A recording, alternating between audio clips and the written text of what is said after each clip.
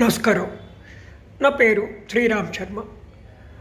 అతను graduate, BCom pass అయ్యాడు. ఎల్ఏబీలో చదువుదాం అని చెప్పేసి ఎంట్రన్స్ రాస్తే ఎలిజిబిలిటీ వచ్చింది. అప్పుడు ఎంట్రన్స్ పాస్ అయిన తర్వాత ఎల్ఎల్బి కోర్సులో అడ్మిషన్ ఇవ్వాలి, అయినా కూడా ఇవ్వలేదు.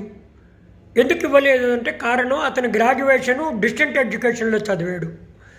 డిస్టెంట్ ఎడ్యుకేషన్ కానీ కరస్పాండెన్స్ కానీ చదివిన క్యాండిడేట్లకి ఎలిజిబిలిటీ లేదు ఎల్ఎల్బిలో సీట్ ఇవ్వడానికి అని అంటే అది హైకోర్టులో ఛాలెంజ్ చేశాడు ఆ వ్యక్తి.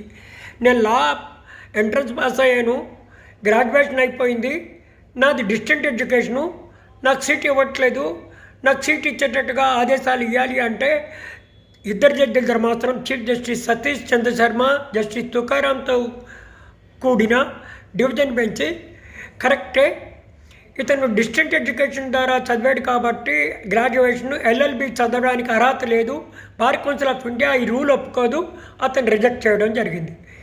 ఈ రూల్ ద్వారా తెలిసేది ఏంటి, ఎవరైనా ఎల్ఎల్బి చదవాలి, అడ్వకేట్గా ఎన్రోల్ అవ్వాలి అనుకుంటే వాళ్ళ గ్రాడ్యుయేషను డిస్టెంట్ ఎడ్యుకేషన్ కానీ ప్రైవేట్ కానీ చదవకూడదు, రెగ్యులర్గా చదవాలి అని దీని ద్వారా మనకు తెలుస్తుంది.